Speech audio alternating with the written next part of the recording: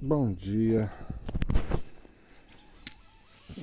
Bom, hoje é uma coisa bem diferente, eu acho. Não sei, né? Eu começo falando uma coisa e a inspiração vai para outro lugar. Mas tudo na mão de Deus é melhor do que na minha mão. Ah, que bom ficar aqui no meio do mato. Às vezes a gente tem que sair da cidade.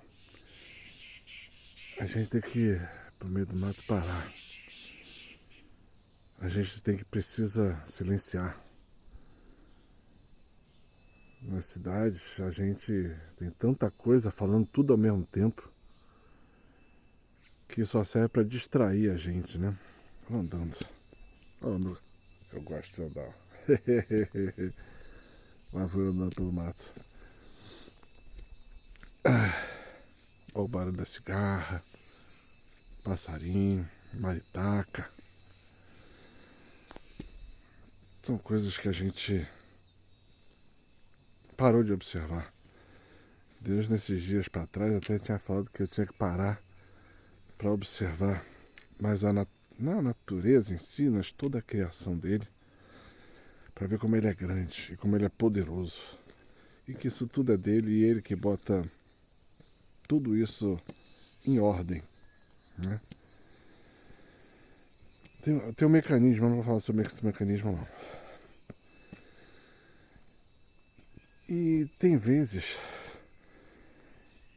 que parece que Deus faz silêncio. E faz. Deus é assim. Tem períodos que ele fala muito. E tem períodos que ele faz silêncio. E o fazer silêncio de Deus, muitas vezes, é que ele altera em nós a nossa capacidade de ver e de escutar.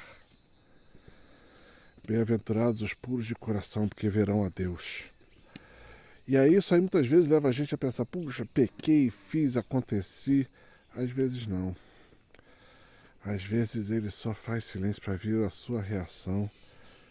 Ele deixa você andar um pouco sozinho, né?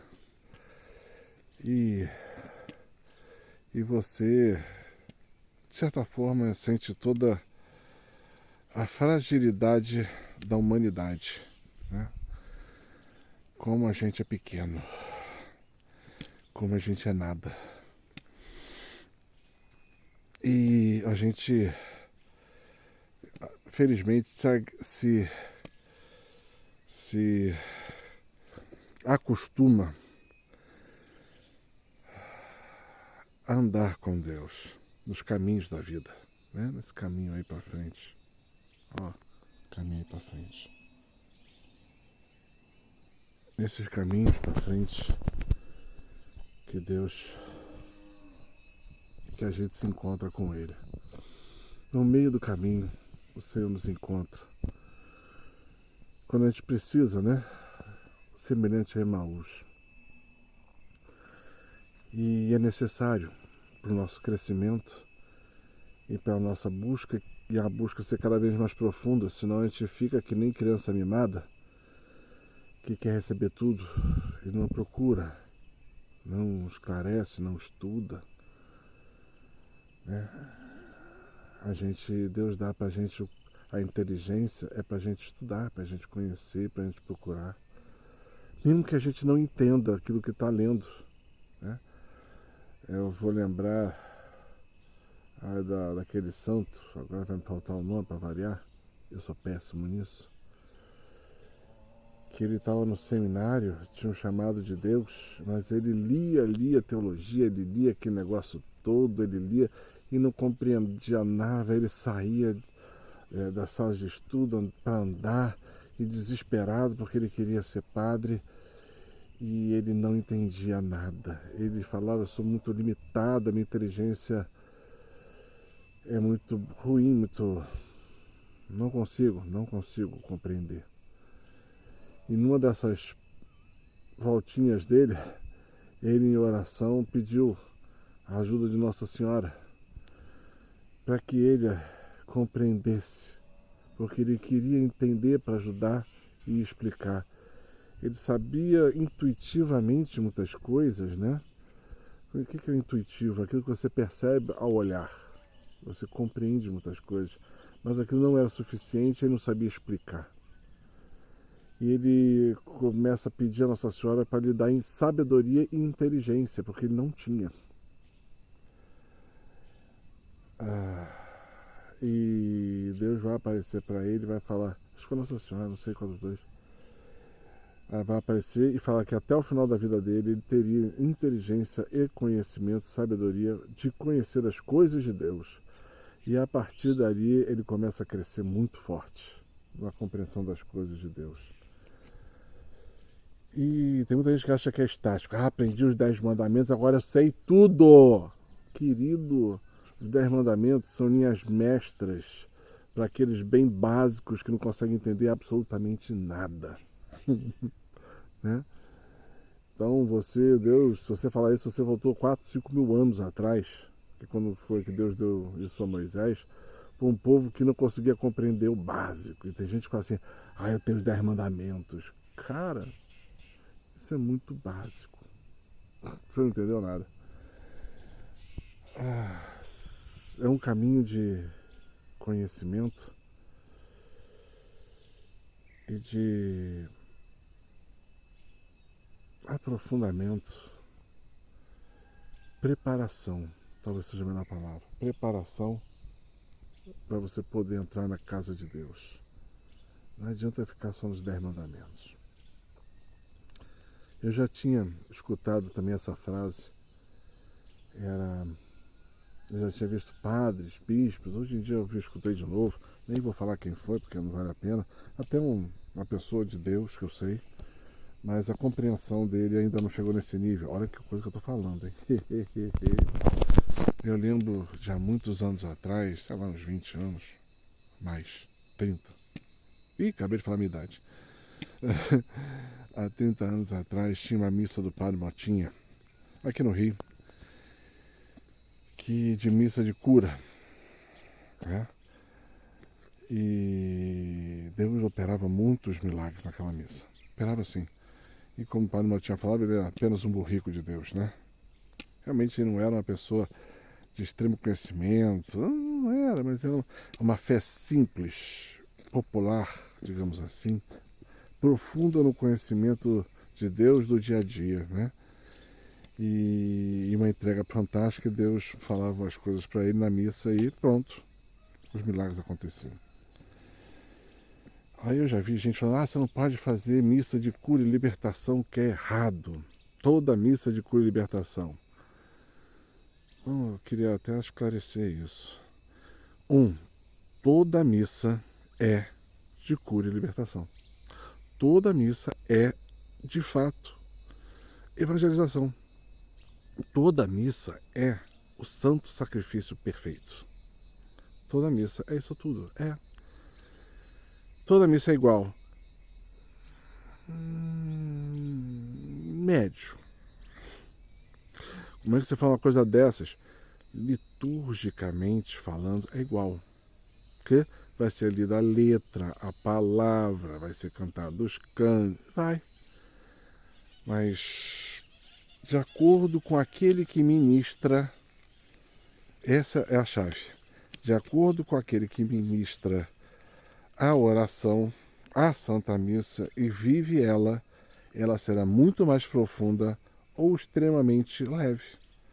Tem o sacrifício, tem a palavra, tem as curas e libertações que deveriam acontecer, mas não acontecem. Por quê?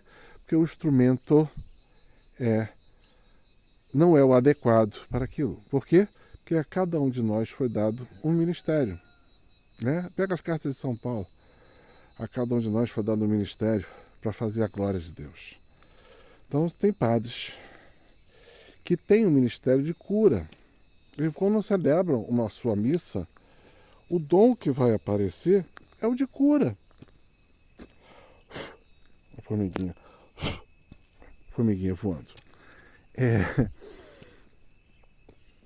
Tem padres que têm um ministério de libertação, né?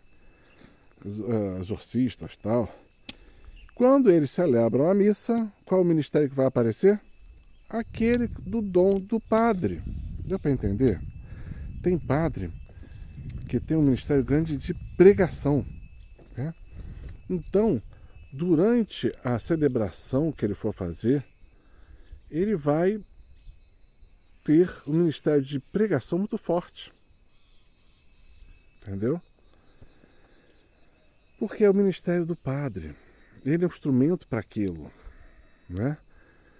Então, tem padres que têm o ministério da piedade muito grande, então as pessoas rezam a missa com a piedade muito forte, com uma vivência, outros com a vivência de Deus muito forte. Então, cada momento da missa é vivida.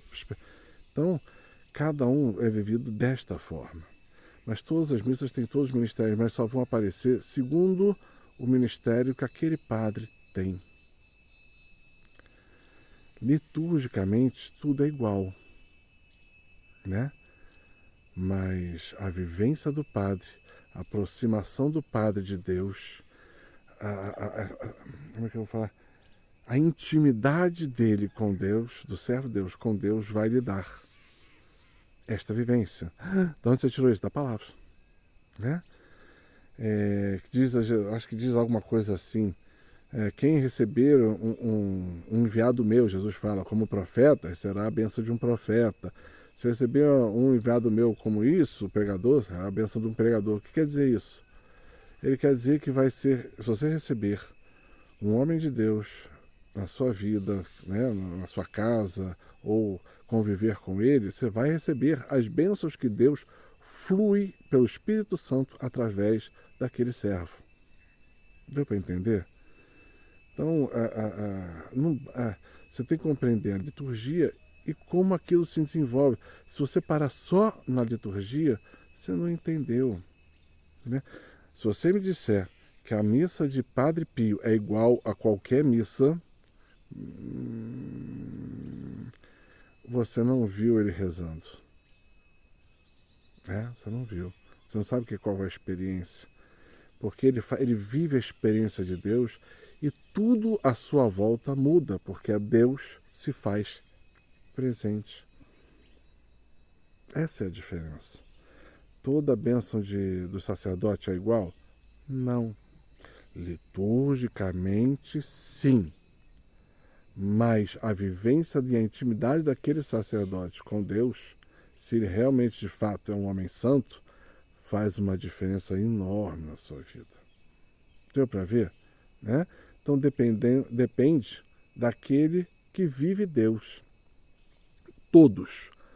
Todos eles deviam viver profundamente em Deus.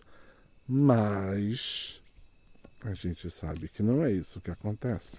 Não estou aqui julgando ninguém. Eu só aproveito o ensinamento que Deus me dá para viver da melhor forma, porque eu quero chegar ao céu. Eu quero chegar à minha Jerusalém celeste. Vou viver a Jerusalém terrestre, mas eu quero chegar lá em cima, nas ruas de ouro. É uma forma de falar, né? Ruas de ouro. Mas, na verdade, pelo que eu já vi e sei, é um grande jardim. Os jardins de Deus. Tem a casa, tem os jardins, tem estruturas, tem cores que não sei nem dizer o que sejam aquelas cores. Tem coisas que não dá nem para compreender. Mas eu tenho saudade. Eu tenho saudade de Deus. E se você já, como qualquer um que já teve a experiência com Deus mais forte, tem saudade dele, de ter aquela, ficar e viver aquela experiência mais forte. Tipo Tabor, mais ou menos isso. E eu tenho saudade do céu. Tem. Eu chego lá. Você também. Não desista nunca. Deus sabe, Deus é bom. Paz e bem.